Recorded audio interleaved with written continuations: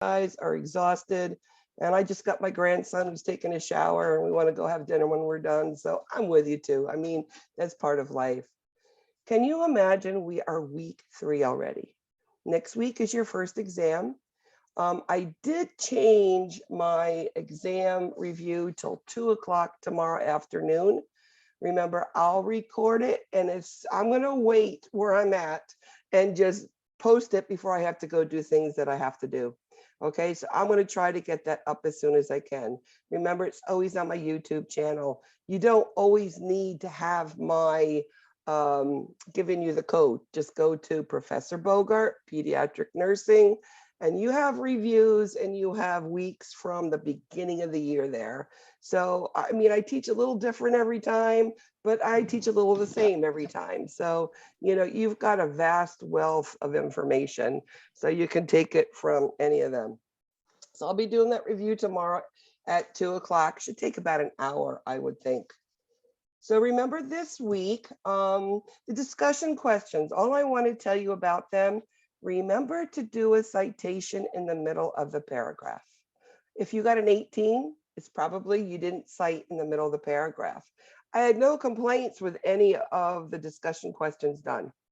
Just remember, like in quotation, Perry, comma, if it's the book, or Perry et al, comma, and then 2023. I'll take Perry, comma, 2023. And I tried to put there, you know, those things you didn't do, you know, completely correct. I tried to show you, like Gavin 2019 was one of the big references used. So try to use them and you'll get your 20s, okay?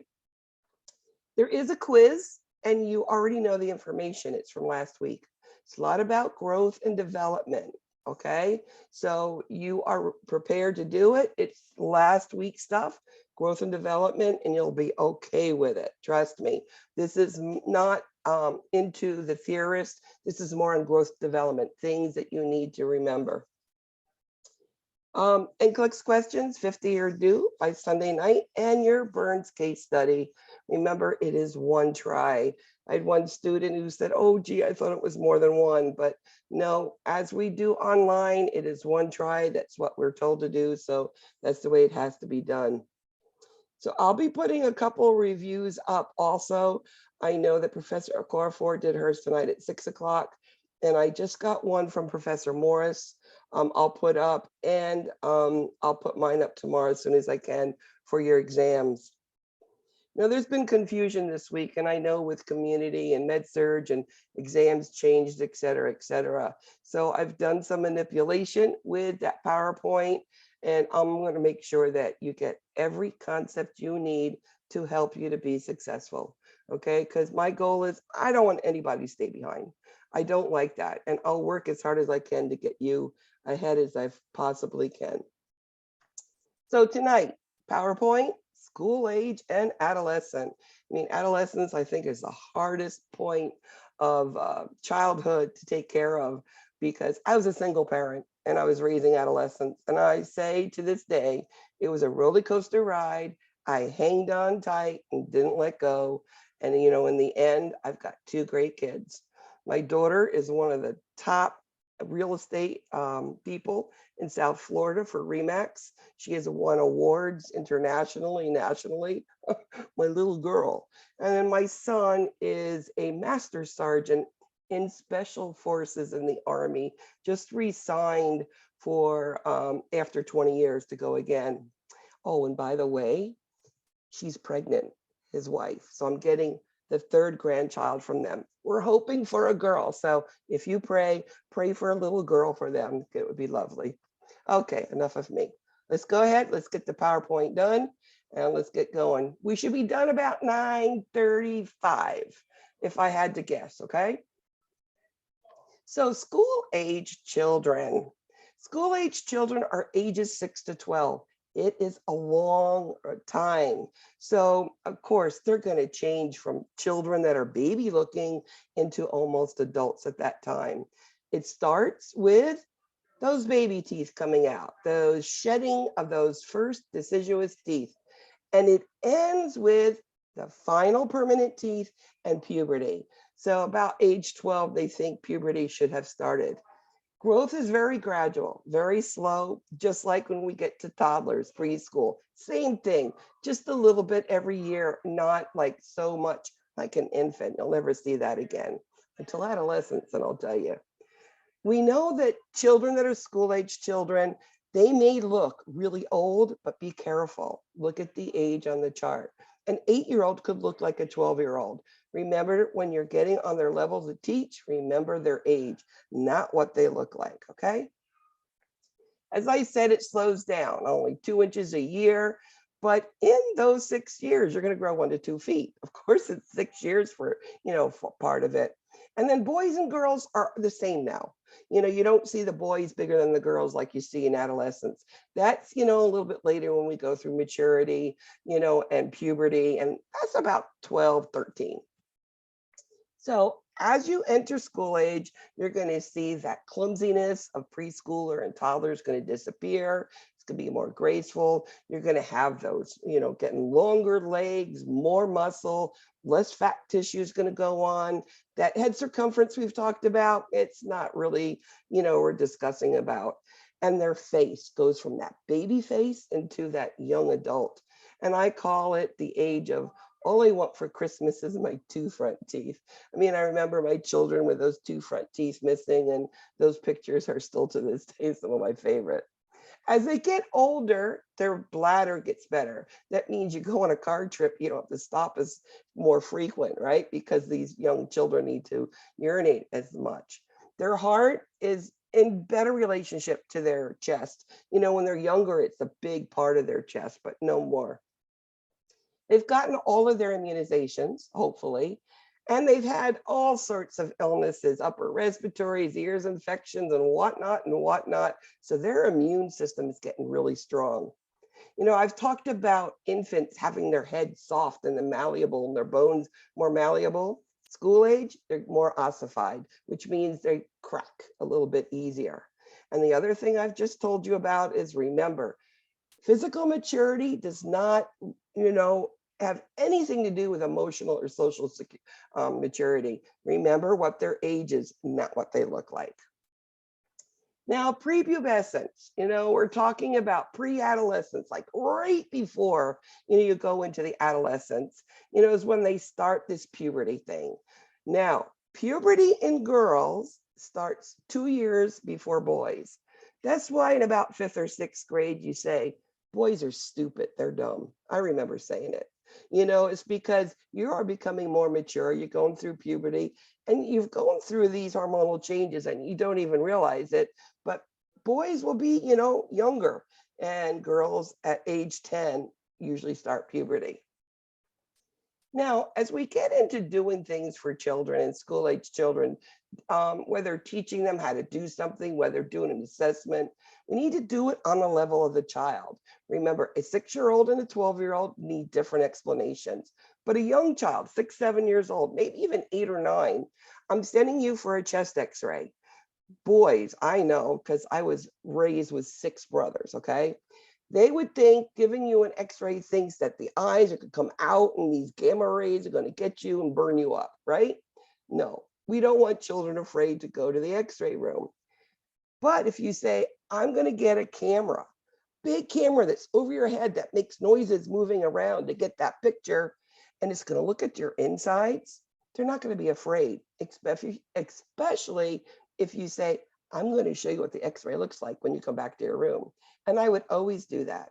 I would show them their lungs with a pneumonia. I would show them that constipation with all the stool in there. And I would show them broken arms or legs so they could really understand what was going on. And I think it helped them recover in the end because they understood. Even little kids get this. Looking at the abdomen, inspect, auscultate, percuss, and palpate. We know lymph nodes, you shouldn't feel them. I mean, I've been in the cahoots last week with that. Hypoglossal nerve, stick your tongue out. As in infants, it's so neat that you get this little premature little baby that's not intubated or anything, who's now eating a bottle. You would stick your tongue out and just move it. All of a sudden, their tongue even tries to come out to try to imitate you. So you can test it on a very young child. And remember, bronchial sounds are in the upper part. The vesicular is lungs, it's the lower, but bronchial is where that trachea is, and that suprasternal notch, which is right between these two little bones here. So those are going to hear bronchial breath sounds. You want to hear lung sounds, vesicular, go lower, and you can hear that air entry. Now, Freud's all about sex, oral, anal, phallic, all of those things. What Freud says is that children want to be with same-sex peers. That's what he says right now. So Freud is all about boys want to be best friends with boys and girls want to be girls. And they are a very important part of their growth and development. Now, Erickson talks about a sense of industry and a sense of inferiority. Now, what does that mean? Well, industry is, think about when you were about 9 or 10 years old, what you could do well. I mean, I knew I was great at math, good at spelling, and writing. I wanted to be better, but I couldn't because this Karen girl could write better than me. Now, all those things I do well, I feel great about. This is a sense of accomplishment. I feel good. That industry is a task you do well. You could be good at tap, ballet. I was, at 10 years old in the front line of all of the adolescents, as a tap dancer. That was my industry too, so that I felt good. Now, inferiority, what does that mean?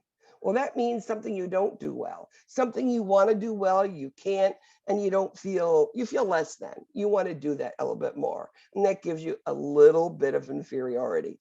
Basically, that's what it means. So industry, task you can do, inferiority is things you can't. Now, Piaget talks a little bit more about understanding people a little bit more. Pleasing is part of Piaget. They're also masters of conservation. Conservation. Well, let me tell you about what my children were at this age. I would go shopping on the weekend or on Fridays, and I'd get them both their box of their favorite Little Debbie's. So when they came home from school, they had a snack, right? Now there was 10 cakes in each one. They knew if they eat it all on one day or 2 days, they're not going to have anything left for Thursday or Friday. So they learned to conserve what they had to get there, which is, a little bit more than when they were younger. They just think it's going to keep coming. Oh, just buy some more. They also understand different things, like take liquid from a different cup in a different shape, put it in another one, even though it looks more, it's still the same. Or taking a piece of clay and smushing it, different shapes, it's still the same amount of clay, it's not different. Just like shaping the coins differently or putting them in different positions, it's still the same number of objects, just differently, okay? Now, Kohlberg, they're pleasers. At this time, these guys are pleasers. Again, it's good and bad, consequence for each, but at this point, they want to please because they want to get that good vibes. That is Kohlberg in school age. Spiritual development. They're starting to learn what the family is and what they believe in, and they really want to know who God is. They also believe if they've done something wrong, and let's say they fall over and scratch their knee, they are going to be punished by God. Well, I fell down and hurt my knee because I hit my sister yesterday, or I didn't take the garbage out like mom said, or whatever. If they don't do something right, they feel something wrong is going to happen. I mean, I used to take this when the kids had appendectomies. They come in with appendicitis, young school-age children, and they're scared. They're really scared. And of course, I would do all the things, get on their level, sit down next to them, and we talk about that they're going to have to get the appendix taken out, and they're scared. They don't understand what it means. And I would just say, listen, you did nothing wrong. There's this piece of intestines that, even if you're right all the time, just says, I just don't want to be here anymore. It has to come out. And it has to come out because if not, it can cause a lot of problems. And then I tell them, there's going to be in your belly button a little hole, and they're going to pull it out. And I will make sure the doctor puts extra stitches so you're not going to bleed and your insides aren't going to come out, because they believe stuff like that. And you could watch these children get very relaxed, like their shoulders would be up and they're scared and poof, they'd come down, and now they feel better. They know what's going on. Socially, again, I told you, peer group is so important. You have children, like your discussion question is about children, one influencing the other. I want to play, baseball, but this kid wants to play soccer, but he's my peer and best friend, and he really wants to play soccer. It won't change. I'm going to play soccer to be with him. They will do things like that, in order to be accepted by their peers. It's very important. Clubs and sports groups, et cetera, they're important because there's groups of people with one goal to get, whether it's making their badge, and whether Girl Scouts, brownies, whatever, or it's working together on the sports team to win a game.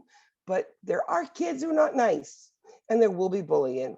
I'm better than you. Why'd you strike out? You made us lose the game. All of those things can be a part of it. So parents need to be the adults now, and they need to be there to explain these things to these children. When we get them into these groups and these sports groups, we give these children over to another adult, usually, that looks over them to have them do the sports or the Girl Scouts, the brownies, whatever. And they are a big influence on them. But the parents are the final ones. And remember, as they get older, they're getting further away from the closeness of the family. There's other influences, other adults, other children, other cultures that are now influencing them. They always play, right? I think I'm still a kid and I'm still playing at my age, and it's fine. What does play do for school age children? Well, it gives them rules and rituals. Isn't it like going to work and doing a job, doing what you need to do? Same thing, right? So we're getting them prepared. Team play, working together as a team, working alone, and we know play makes somebody feels good. So I'm playing, let's say like I play the piano. I do it good. People notice, makes me feel good too. They're starting to learn what they do well and what they look like. There are children with big blue eyes and everybody mentions it. So I feel really good about that. That's my self-concept. Or maybe it's freckles, or maybe it's curly hair, or whatever it is. People do recognize certain things. Children need to be given those strokes to make them feel good. Find something to stroke them about, because it does feel good. It leads to feelings of self-respect, self-confidence, and that you're a happy child. They're really understanding their body: tall, short, fat, thin, freckles, curly hair, straight hair, eye color, and hair is the biggest thing that children do notice. And then they're starting to see, well, some kids have braces now, and some kids have glasses, and oh, that kid over there has something in his ear. So they're starting to see all the differences in, others like themselves. When they enter school, they've gone from a very area where these children are more protected in preschool. They're given naps, it's not as much work, it's more play. Then they get into kindergarten, into school, and now it's a longer period of time. There's no naps. They're required to sit down, pay attention, and follow the rules of the group. So it's a lot. So we're breaking away from the family. And this is probably the first adult that really has strict rules with them. They do find friends. So peer relationships are very important. They need to talk about what's going on in school, if they like it, they don't like it, or this kid is doing this and that and whatever. I mean, it's very important. Nutrition will always be an issue, okay? Nutrition from before you're born until you're elderly is very important. And you've studied that in med-surg in many different ways. Children, especially school-age children, can be educated. educated really well into changing lifestyles at an early age before it becomes that they won't or can't or, are more set in their ways. Now, fast foods are a big thing in today's society. Why? Well, you either have a single parent or you have two parents that have to work in order to keep the house going, and making dinner every night is really not realistic. They don't have the time, the energy. School age children come home, they have a lot of homework to do. They got to take a bath, get ready for school, whatever. So they're so busy that fast food is big. That has more calories. So you get a lot of children, gaining weight. My Plate is a program on the internet that they are introducing school age children into so that they can look at what are they eating? Are they eating the proper food groups? Now, obesity, I slightly mentioned it, but, obesity and health concerns with children, children today have a lot more electronic devices. They're playing on computers, they're playing on phones, they're playing, video games, etc. So they don't want to go outside. It is sometimes that they can't go outside because it's not safe. That's always part of it. But we know that overweight children have an increased risk of high blood pressure, diabetes, high cholesterol, because of these cardiometabolic changes from being overweight as school age children. So we need to change that as a school age child. So how do we prevent a school age child from being overweight? Well, Obama came out with going outside and playing and, trying to do those things. I mean, you have all of those healthy people things going on all the time to try to help it. But we know that overweight should start as when you're pregnant with the baby. We know that. Why do we measure height and weight every visit when you go to a doctor as a child? We want to see, are you too skinny or are you too heavy? We need to make those interventions as we go along. As we get older, we look at BMIs, we're looking at body weights. We're saying, you have too much BMI for your weight, your age. I mean, you need to lose it now. And it helps us measure that child so we can make changes. Early intervention, I've always said, helps. Now, childhood obesity doesn't matter what ethnic group you belong to. It's all of them. It's across the board.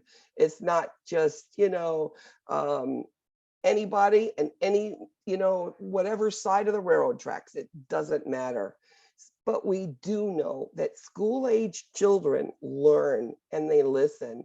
They listen about turning the faucets off and not wasting water, and dare to keep kids off drugs was a big thing when my children went, to school. And now they're targeting that My Plate app and, trying to institute them eating better. And we know school lunches have changed drastically. One of the things that has been seen with research, school age children that are told to finish their plate all the time, they're going to become adults that finish their plate, even if they're full, and it could lead to obesity for life. So we should not force school age children to finish their plates. I say, yeah, but what? Are they eating enough? Well, no snacks when they're done, no desserts. And they'll eventually say, well, if I want to eat or if I want a snack, I have to finish my dinner. Sleep and rest becomes less than what we needed in the younger ages. As you come from 6, going to 12, you need less sleep. We know that the young kids, I want another glass of water. I need to pee. I need to hug mommy.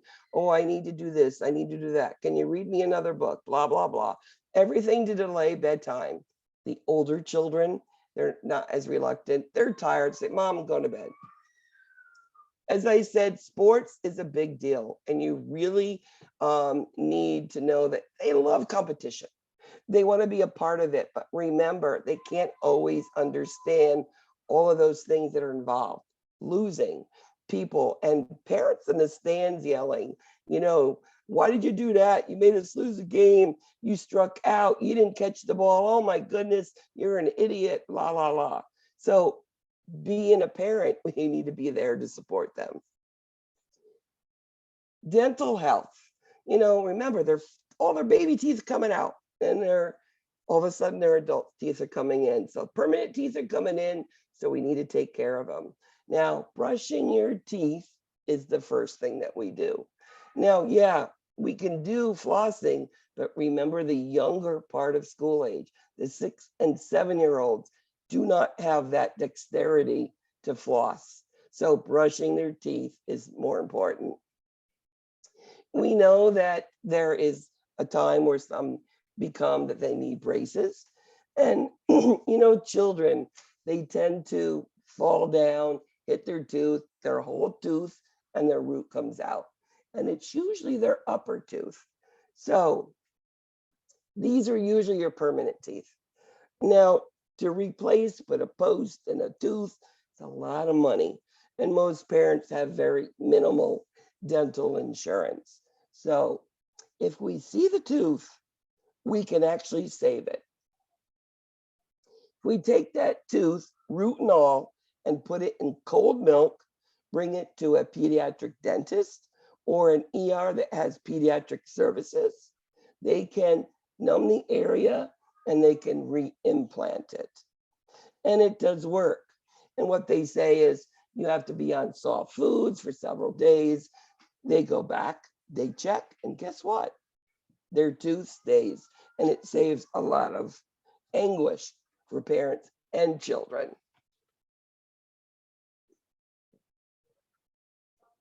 School age children are getting curious, like where do babies come from? So the thing again with sex and teaching about it is, parents should be involved in this, and parents should help know when children need more education. And remember, the school nurse, we usually do that in the later school age child and the adolescents, because younger kids don't know how to go there yet. They don't trust these adults yet, but they need some good education. And even the younger kids on good touch, bad touch, because abuse happens, whether you want to realize it or not. I've seen too much in my career, so it's there, but they do need some good formal education. Nurses, remember, nurses are kids think that we're God sometimes. Once we open up, get in there, get on their level, and we make everything really cool, especially if they have a longer term type of hospitalization. I'm going to ask you questions. First of all, remember, did you ask your mom and dad? Of course, but answering questions according on to what they know. Don't assume they know something that they don't. As I said, school health nurses, I think if I look back at my career, I might have been a school health nurse, because single parent, I would have been off every holiday with my kids. It could have been a lot easier, right? And your government, so salaries and benefits are not bad at all. So, but school health nurses have a lot of responsibility. When COVID came about, I was thinking about those poor school nurses, right?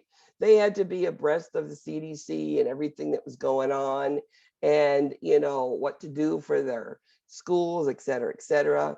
I mean, there are times where we have meningitis, bacterial meningitis children, that we have to inform the school, and the school nurse has to inform parents about what to do, taking prophylactic antibiotics if you're in contact, et cetera.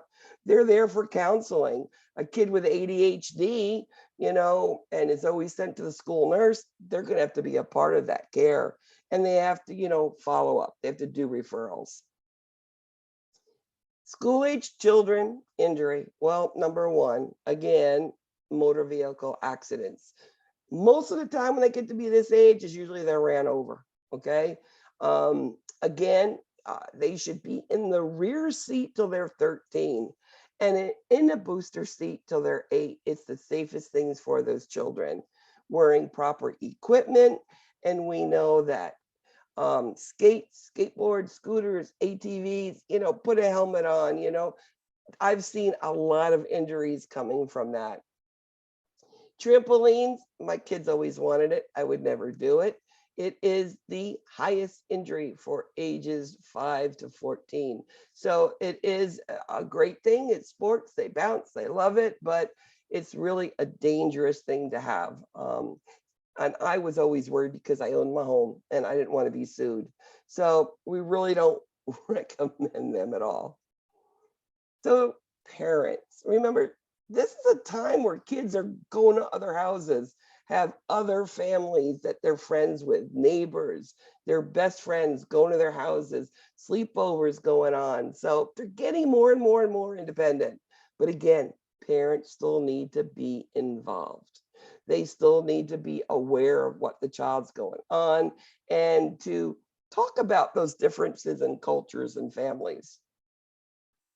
As I said, ADHD, this affects children at all ages. And this is the child who can't sit down, inattentive, hyperactive, cannot finish a task. And, it's a very difficult child to work with. Now, many times these children are sent down to the school nurse because they've already told them 15 times to sit down. They're not disrupting the class and they have to do something because, there's more than one child in the classroom. So then the school nurse gets the kid. After it happens a couple times, the school nurse will bring in the parents and in a conference. What I can recommend to you is if you're a school nurse, you get a child and parents in. Number one, listen to what the parents have done already. Sometimes they've tried everything, taken away every privilege, gone to psychologists, nothing's working. So after you listen to what they've been through, then together make a plan of care that can probably be more benefit for that child. So a child has an avulsed knocked out tooth. The parents are reluctant to try to implant the tooth. Where should the tooth be placed for transport? Anybody? In cold milk. Absolutely. Do you know why cold milk? Because I really don't. I've only assumed. Is it like the calcium? That's exactly what I assume. I think the cold saves the root. It's not too cold. It's not too warm.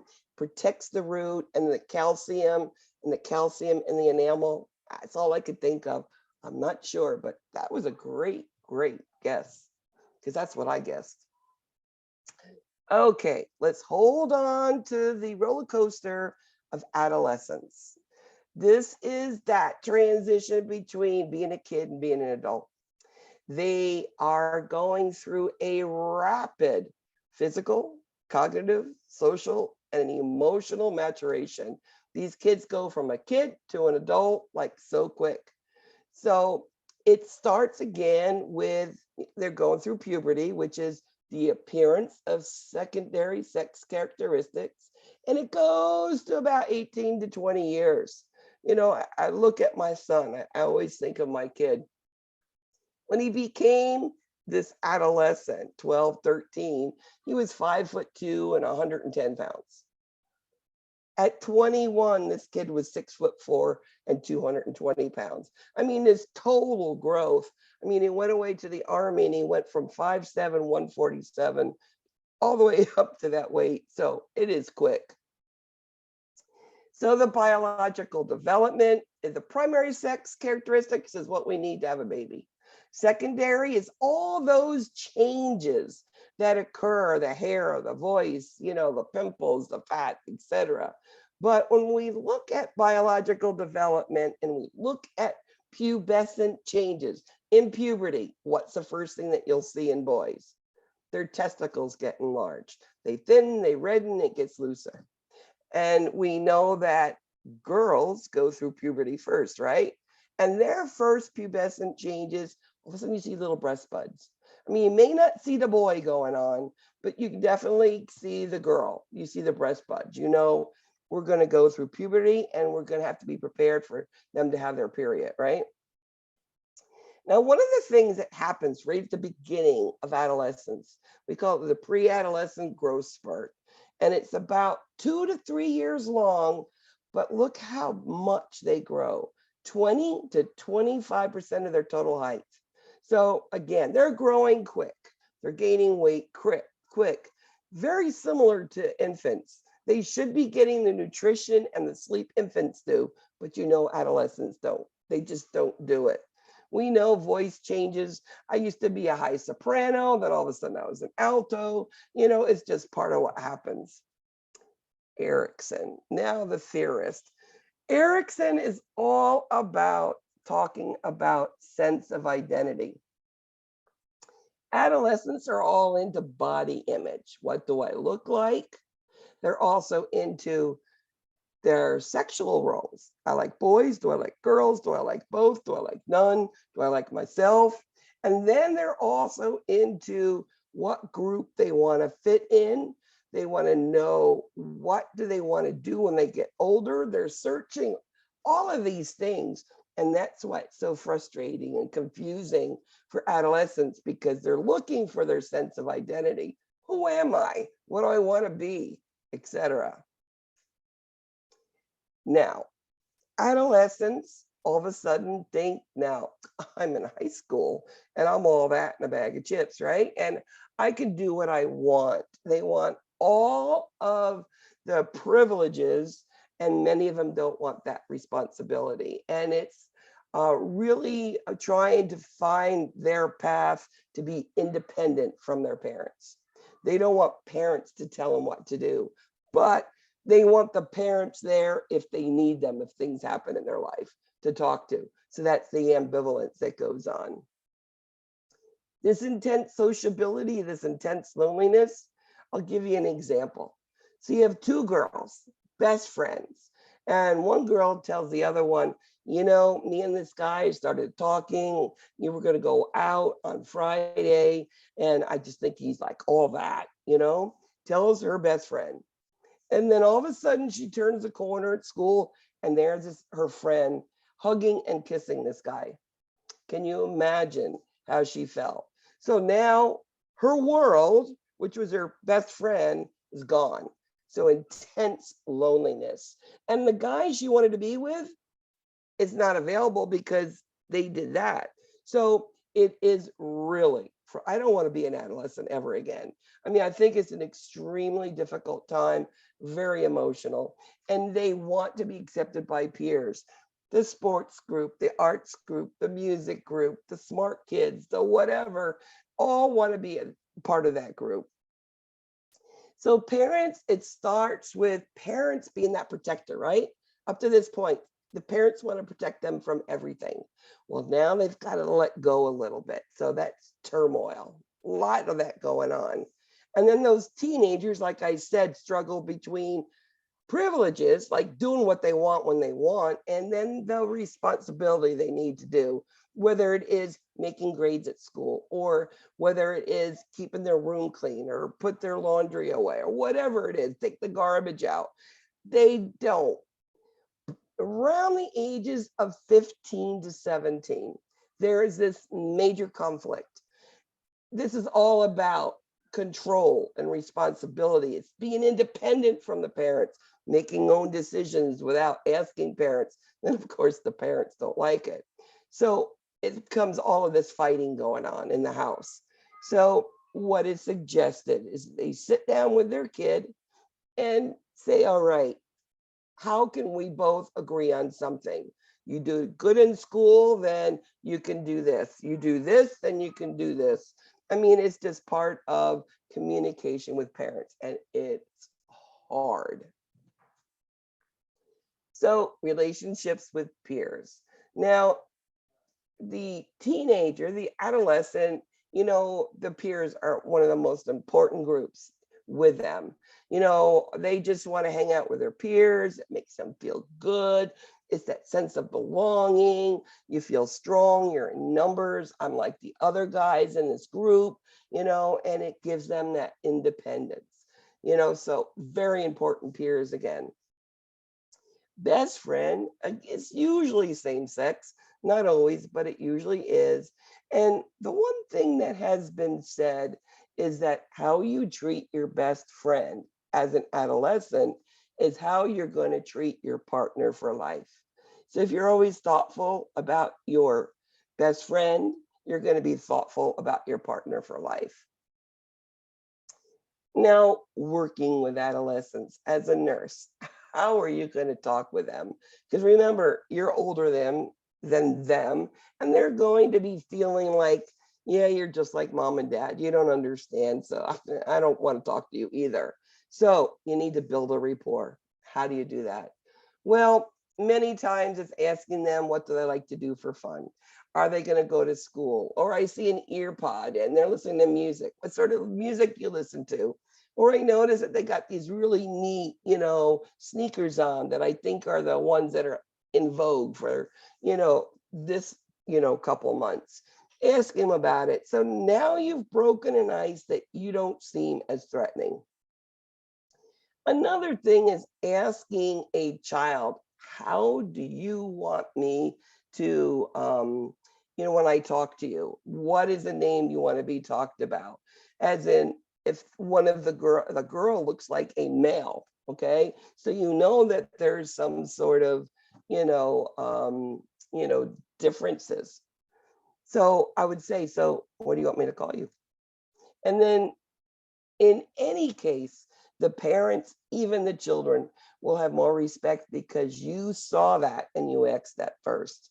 And then trying to get a sexual history. Well, you want a sexual history, especially if it involves what's going on when you're seeing them, like in an emergency room or urgent care. I would say send the parents out and then talk with the adolescent. Now, the adolescent can say whatever they want. You do not have to tell the parents what they said, unless it's something that will hurt them or others. So, very important thing. And let me tell you, they're going to tell you things, they're going to try to shock you with things. Be prepared for it, okay? Because it's what they love to do. But it will help you help the child, and you could teach the child what they need to do. And again, if I'm talking to them and yeah, my mom and dad don't talk to me about nothing, recommend things. As an adolescent, they can go to the school health nurse, or if it's something to do with sex, they always have Planned Parenthood. And those are some great options for them. Vaccines as adolescents, the HPV, it's boys and girls. It's not just one, it's both, okay? Nutrition. As an adolescent, you usually grab like a Nutri-Grain bar and a bottle of water and in your backpack and go. And you're lucky if you get to eat that during the day, and then you come home and eat dinner, if you're lucky. Now, if there are issues with whether overeating, undereating, or something with your health, a 24-hour diary is good to use. Now, as I said, adolescents go through this big 20-25% growth spurt. They should sleep. They do not. They do not sleep what they should. But why? Well, they're trying to get the best grades at school to get in the best colleges, and then all these social, things going on. They want to be with their, as I say, the buddies and them. They want to go to the movies. They want to go to the mall. They want to go here. They want to go to the sports events and this and this and this. So they are not sleeping the way they should. They should get some exercise. They don't get the best they could. And dental health, again, they need to minimally brush their teeth. As in sexuality, like I said, it's all out there today on TV, magazines, everywhere. So encourage an adolescent to get information either from parents, school nurses, or Planned Health. Safety, adolescents, all of a sudden they're breaking through and they're just trying to be these grown-up people. They're getting driver's licenses. So now they're driving. They also are going to go explore that, gun dad has in the drawer. I'm big enough now to touch it. Or they're in with people that have guns and they shouldn't. So there are injuries. And of course, they want to be the best at sports. They may not be stretching. They may not be using the proper, protection, et cetera, et cetera. So sports injuries are big. Matt, he's aged 14. Seems always eating, although his weight is appropriate for his height. The best explanation for this is what? Remember that growth spurt, right? It's in the beginning of children. Absolutely normal because he's growing. Any questions? You're like school age and adolescent kids now? You know, it's a roller coaster for both of them. And it's just, remember, they're breaking away from the parents because what's their goal? They're going to go away to college and they're going to get their own places to live. So it's part Freedom. of that process. Freedom. Absolutely. I agree. I knew I was looking for freedom. If you can imagine with 6 brothers, what I went through. So who wants to win a cahoots? I had the only girl. I had 6 brothers and I'm old-fashioned parents. So I was like underneath a magnifying glass and a microscope and another magnifying glass. Who wants to win cahoots? Okay, Michelle, who else? Chris, come on. Yeah, oh yeah. I'm taking right, it home. there you go. Jesse, you? Maybe? All right, here we go. We're running right where I thought we would be in time, so we're good. Sometimes I just talk too much.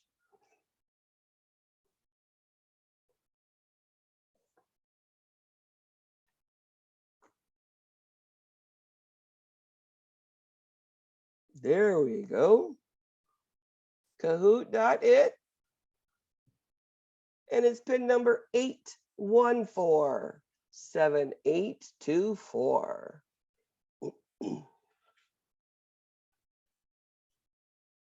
You know, Chris, today is my daddy's birthday and he was a Christopher.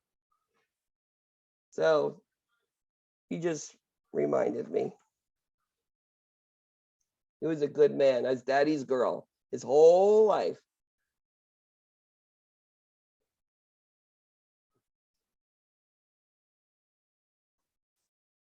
All right, let's get going.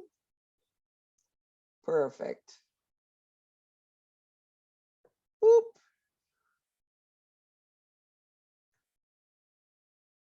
Week 3. Whoops, whoops, whoops, whoops. Why did that go there? I have the wrong one. Why do I have week 4? This is not week 4 yet. Oh my goodness, I'm sorry, guys. I had one of those moments. You know what I was doing? I was just going through it and I was doing,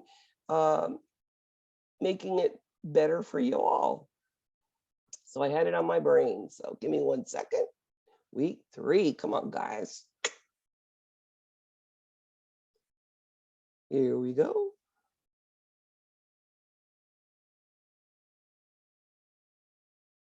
I totally apologize.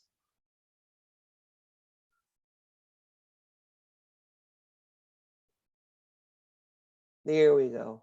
Sorry.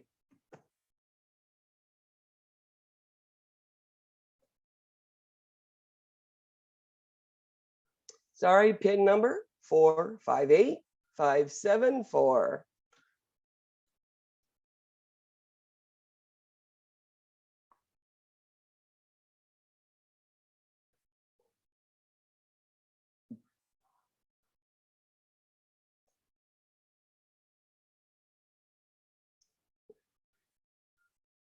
And here we go.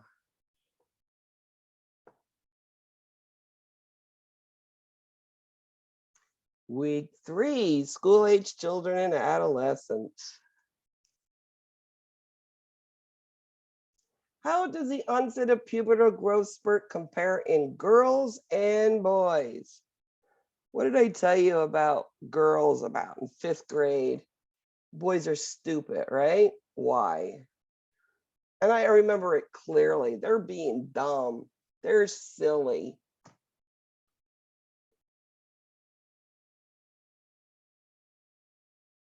So it's girls is 2 years before it is boys. Yes, it is.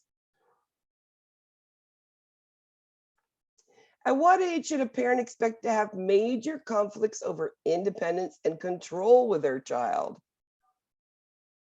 That picture is phenomenal. I think that one there says it all. I'm old enough to know, and I'm gonna do what I want. It's 15 to 17. The other one's too broad, too young, and too old. It's that beginning of the adolescence where I want to do what I want. Signs of onset of puberty in girls. What does it start with? Remember Tanner's stages of puberty? I know that on HESI was one of those areas that they wanted to know. So as you're going over and reading the information, make sure you look at that, okay? It is those breast buds. It's the first little things that you see on those adolescents, yes. And the onset of puberty in boys is characterized by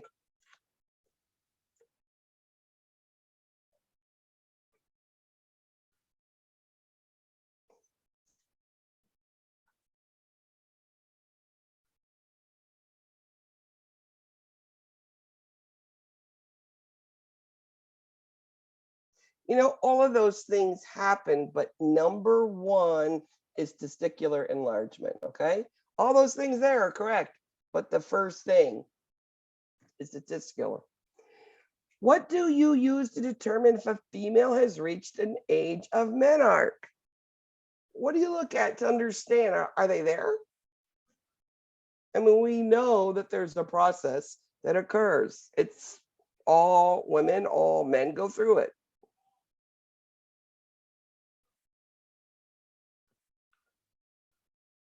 And that's Tanner's staging. And there's 1 to 5. 1 is there's nothing, and 5 is adult. So 2, 3, and 4, there's certain things that go on with it. So something that is in the PowerPoint, make sure you review that, okay? The source of injury, whether intentional or unintentional in adolescence, associated with what?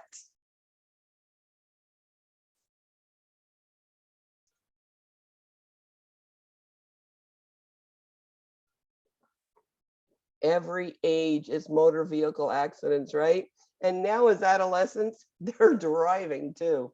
I don't let my kids drive as adolescents. I couldn't handle it. If a parent feels uncomfortable talking about sex education, who would be a good resource?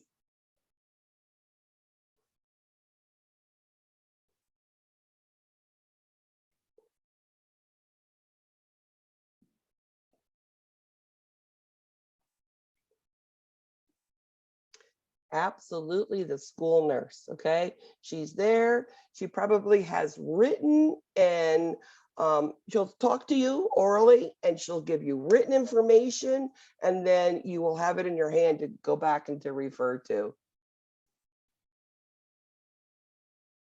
A 9-year-old friend tells him soccer is a dumb game and he should play baseball. Why is he doing that? What's that all about? What does Freud say, right?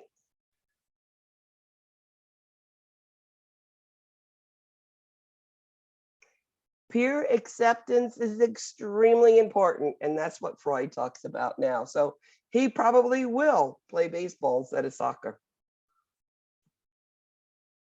During admission, the father of a 16-year-old says, "We are Buddhist. Culturally competent care includes what?"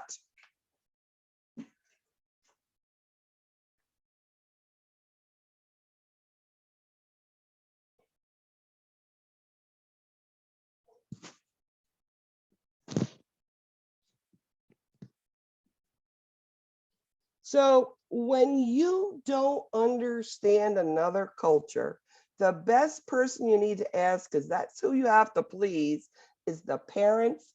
And if it's an adolescent, talk to them too.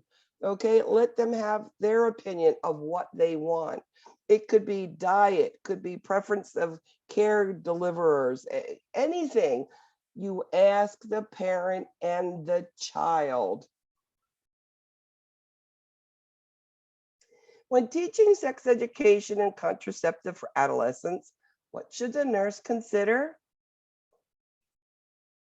It's what I just said about the school nurse.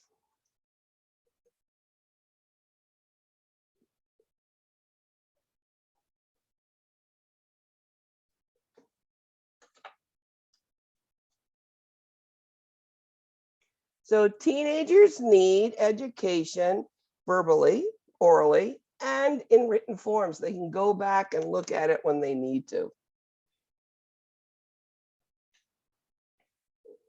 Multi-select. The management of obesity in adolescents should include what?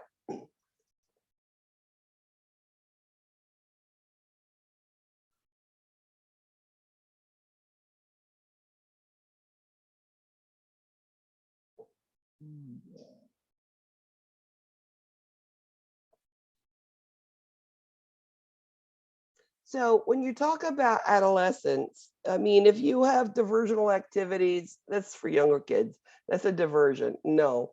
Using nutritious foods. Do you really want nutritious food? What you should eat in your diet? No. What you want is know what they're eating. What is they're eating in 24 hours? But to make sure that there is their favorite food somewhere in there, that at least they have something to look forward to. Infants go through predictable sequence of growth and development. This is called what? You know, I'll always throw back to last week and give you something, some concept. You're like, oh, which one was that? Keep you thinking, right? Repetition helps you remember. And its sequence of growth and development is sequential trends, okay? Which benchmark serves as the ending period for school-age children? What is the end and the beginning of adolescence?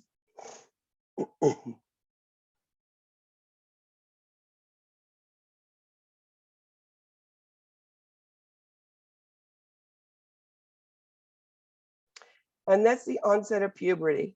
I mean, all the permanent teeth are in, and it's the onset of puberty. The beginning of school age is the loss of their baby teeth, right? What action would improve dental health in the school age child? And remember, you've got to look at what age in school age could do it, but the majority.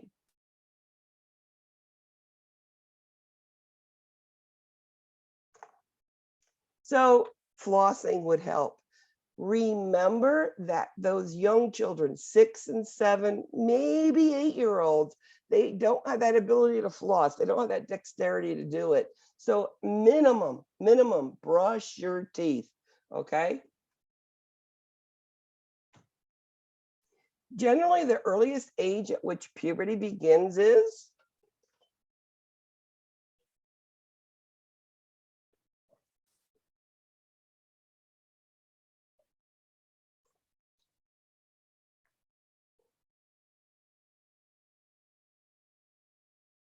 Ten in girls, 12 in boys. Girls are before boys, yes. An 8-year-old girl says she has cancer because God is punishing her for being bad. Why is she saying that?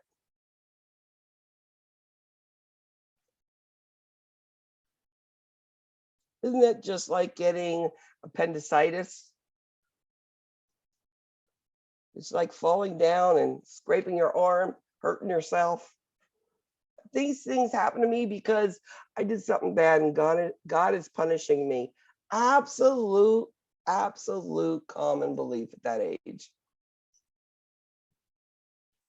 A 6-year-old needs a chest x-ray. What is the explanation of this? How are you going to say, hey, I'm sending you for a chest x-ray? I'm going to have these radiation coming at you and burning holes in you with my x-ray vision.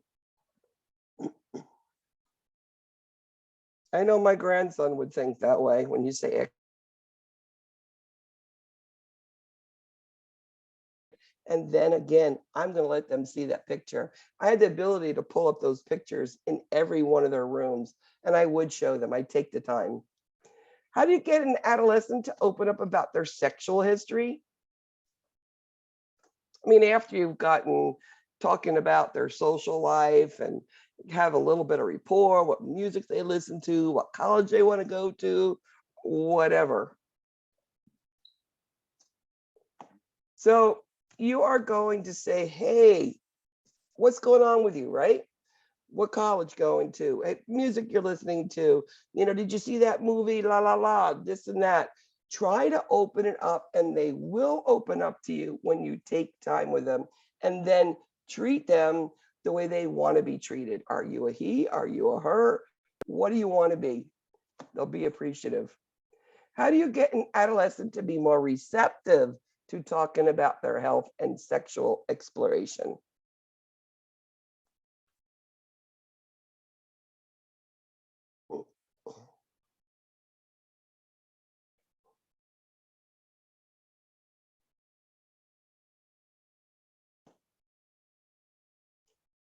Have the parents get out of the room, right? And when do you have to tell the parents what the child said? Because they're going to ask you. The only time that you'll talk about what they said, because it's in confidence, is if something they said can hurt themselves or others. That's when I have to tell the parents. A multi-select. When educating adolescents about the risk for HIV and hepatitis, what would you include?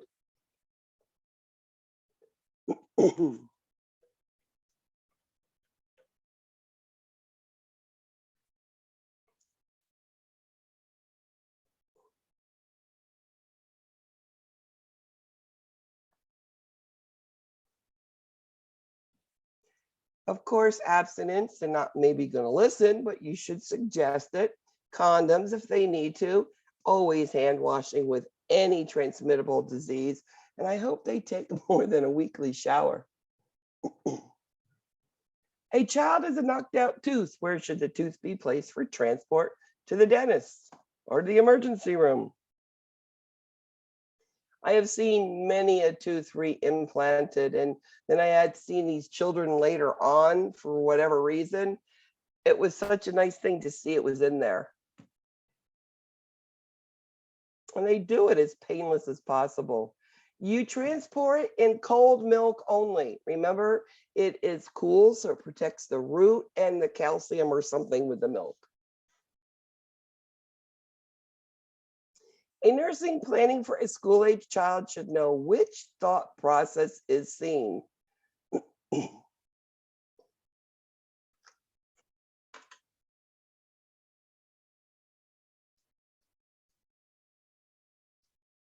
Remember the little Debbie cakes.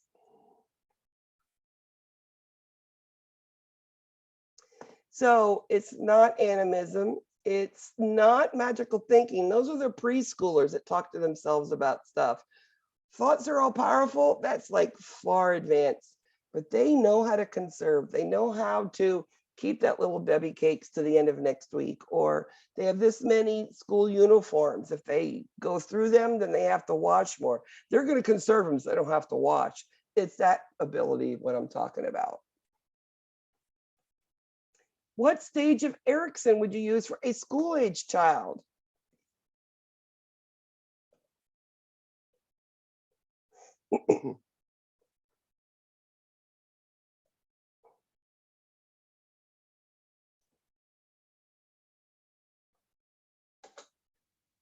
So school-age child, Erickson, industry versus inferiority. Industry is what they do really, really, really good. And they feel great about it. But I'm inferior because I can't do everything well. And I wish I could play the piano like you. I wish I could spell like you. I wish I could run as fast as you. Industry, I'm great at math. I'm great at writing. I'm great at playing a piano. Industry is a task you can master and do well. Inferiority is everything else that you can't do well. A multi-select. Anorexia nervosa is characterized by what? We know that this is an eating disorder of mostly your adolescents. It's one of the groups that can, I mean, it's many ages, but adolescents are really a part of, you know, this condition. And anorexia nervosa is all about nothing in the mouth. They don't eat anything, maybe a piece of lettuce and a sip of water. because they are in severe calorie restriction, fear of what gaining weight, and even if they're 79 pounds, they feel like they're fat. Vomiting and purging is your bulimic child. That means they eat, and then they vomit as soon as they eat. Now, how would you know the difference without knowing if it was one or the other? Well, think. Bulimics vomit. What's in that vomit? It's stomach acid, right? It rots the teeth. So a bulimic child would have rotten teeth. It had gone on for a while, okay?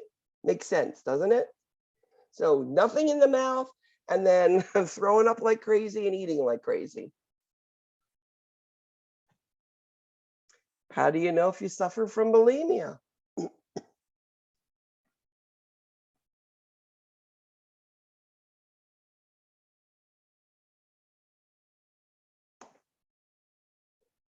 Binge and purge. Excellent. Good job. Adolescents are what?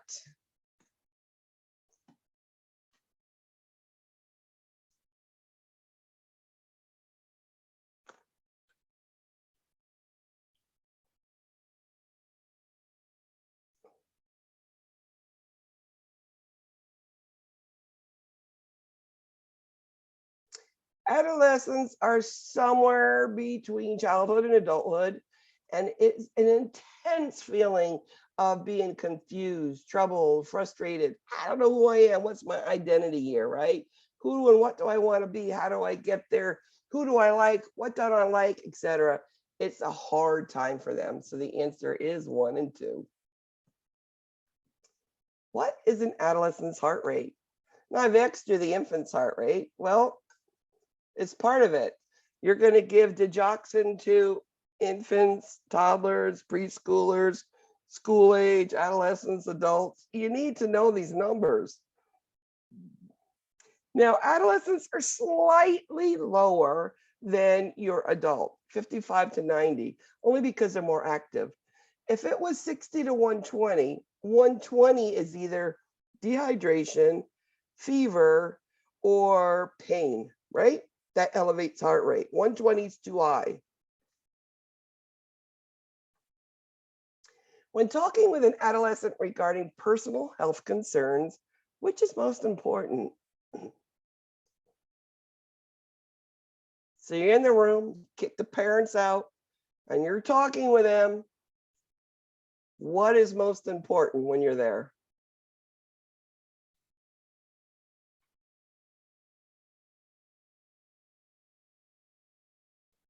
Let them be honest. Let them express themselves. And I'm telling you, you're going to hear some stuff. You're like going to be blown away. Don't act surprised. Just keep supporting them and let them talk to you about it to make sure they're safe. Parents says infants put everything in their mouth. Based on Freud's theory, you would respond what? Why do infants put feet, hands, rattles, toys, everything, mouth? That's the way they explore the world, right? And that's how they self-soothe. It's all through their mouth. Oral satisfaction is a big, big part of children and the very, very young children. In addition to injuries, the leading cause of death in adolescents ages 15 to 19 is what?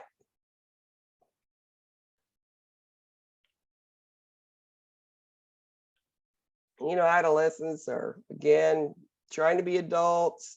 They're confused, trying to be independent. And also they're into that body image. And if they're not where they need to be, they're going to be in depression and they could go through suicide. They're also going to be exploring guns with either maybe in the house or their uncle or whatever, or with friends in them. So homicide, suicide are the two big ones. In school age, conflict of industry versus inferiority. What does industry mean? You need to know this one. I think I've sent it twice already.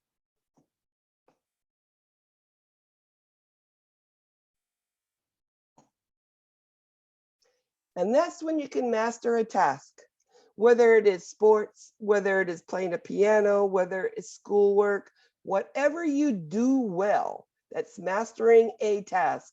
And you get such great, good feelings from it. That is industry. Inferiority is what? What you just can't do, and you really would love to. Which age group prefers to be with members of their own sex? Freud, right? When does that start?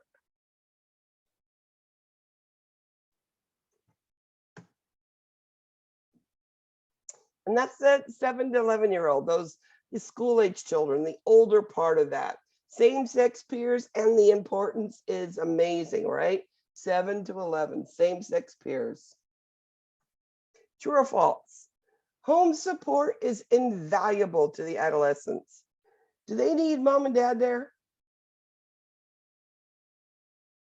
They don't want them. They want to be independent, right?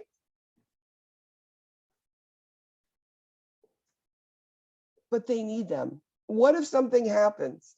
They need the parents to be there to be able to talk to in case of trouble or harm, right? So home support is really invaluable. They need to know no matter what they do or say, mom and dad is still there for them. Contraindication for administering the varicella vaccine to an adolescent. Now, this question, I don't care the age of the child or adult. Varicella is a live vaccine. When can't you give it? This is one of those med surg questions that you'll see.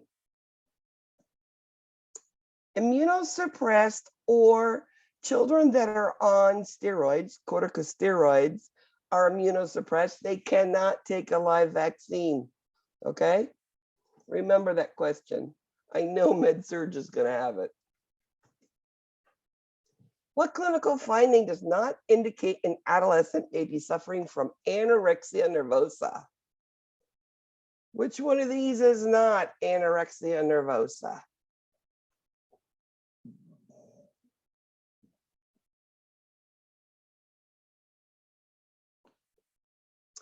Decaying teeth, right? That's bulimic because they're vomiting. It's the gastric acid burning their teeth. Excellent. You look at dry skin, intolerance to code, constipation. That looks like hypothyroidism, doesn't it? I mean, it's a classic sign, but it's also about depletion of nutrition too. The risk of depression in transgender children is what? I mean, I think today it has become, one of those things that more evident than ever due to these programs on TV. And we know that transgender children are going through so much in their brain. So really depression is big. So it is very increased. And as nurses, you don't have to accept what another kid is, but just support them. If 14-year-olds in the ED after a biking accident, how should the nurse interact with this adolescent? As a primary trauma nurse, it means I'm in charge.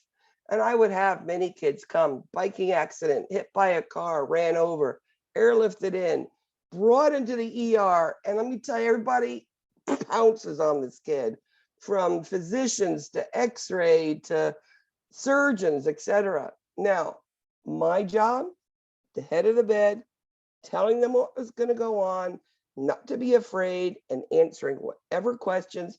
Plus, I'm looking to make sure everything is going on the way it should behind me. So as a nurse, the most important person there is you. Cooperative play. Another last week. Which one is cooperative? Cooperative, associative, parallel, solitary, a bunch of different plays.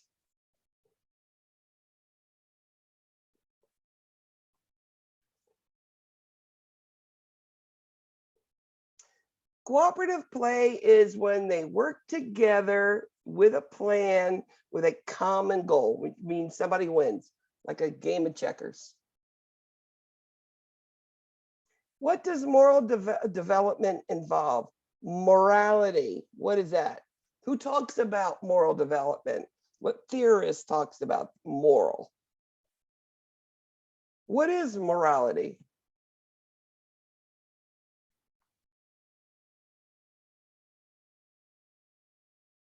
And that's right or wrong. And there's going to be a consequence for each. And as I told you, school-age children, they love to please. They want to be right. They want to get those praises. It's part of what school age is. Developmental milestones are important to observe because, another question, in fact, read off your quiz.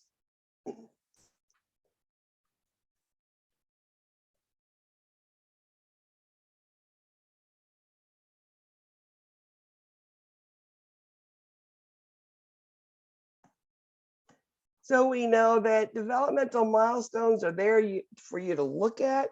And if they're not where they need to be, we can institute early intervention and we can catch these children up quick. Children, especially little kids, are extremely resilient and we'll catch them up very quickly. Lymph nodes in a child with normal findings. What do you see?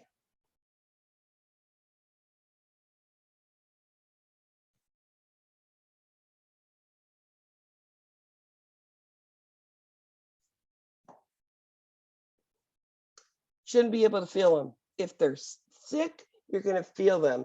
If they're healthy, they're just in for a checkup, absolutely flat, nothing to feel.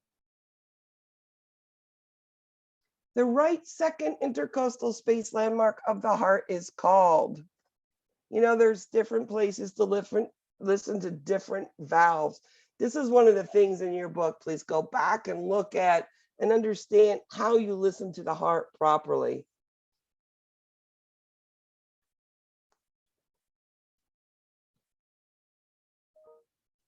And that is your aortic pulse, okay? Your aortic valve. You can listen to it and understand it, okay? I know we learned a lot of this in health assessment, but again, kids are a little different. So I'll go back and check that out in your books. Which nerve controls critical movements of the tongue? Remember, I can have even infants do this for me.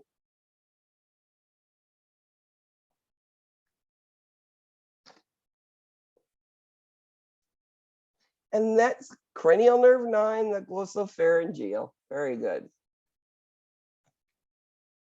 What type of breath sounds do you hear over the trachea? Up here, up top.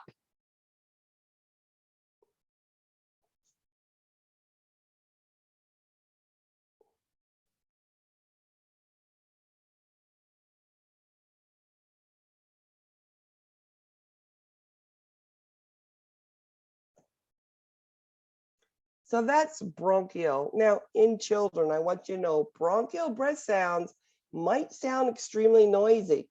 They have a lot of upper airway mucus. This is just what kids are. So if we hear that, then go and listen to the lungs of vesicular. We know if it's referred sound from all of this upper airway mucus, okay? I actually would listen to their neck, and that's right here. But it's the same thing as listening right between the clavicles here. Same thing, listening there, okay? Upper airway versus real true breath sounds. Depriving a child of food and clothing and shelter is called what? You know, in my career, I wish this is something I never saw, but I saw too many cases of it. You know, and my goal was keep the child safe, okay? It is called neglect. And there's many ways of neglect. I've seen things so outlandish.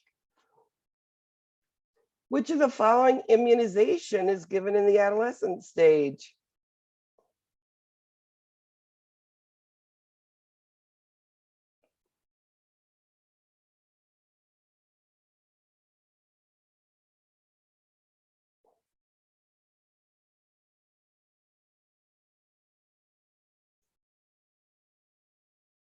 And that's your HPV, okay? Varicella is given as a young child, right around 2 years old.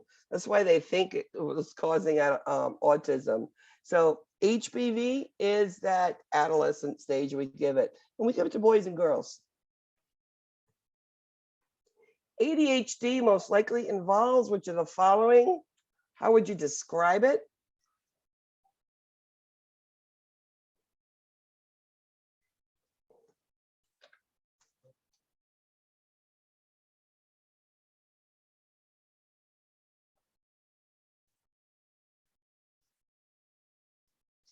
This is that kid who can't sit still, inattention, impulsivity, hyperactivity. And again, remember, school nurses are usually, these kids are sent when they get to be out of control. And remember, if you are talking to that parent, let the parent tell you what they've been through before you jump to any conclusions, and then make a plan of care for the child. And last question. Adolescents typically place blank on peer relationships.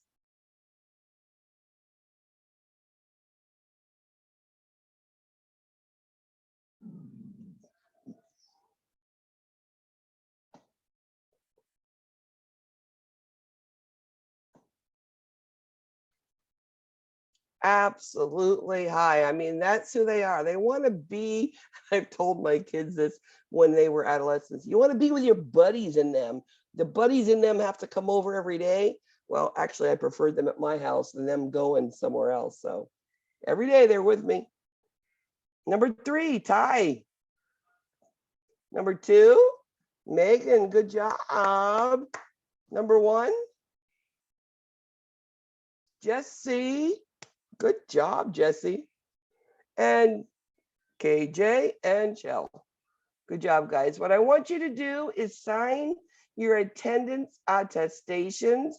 Make sure you do those. You've been actually very good at them to get them done properly. So I appreciate that. Remember, tomorrow I'm doing an exam review at 2 o'clock. I'm going to post it as soon as I can. And you'll have 2 other reviews to look at for you to study. And I wish you good luck. Next week, come on Zoom to class. And then later on, you'll switch over to your regular computers for it. Good luck, everybody. Any questions? Is your Zoom link posted in the announcements for that review? It's always the same. Okay. I am always the same link. I never change. I have a permanent Zoom link.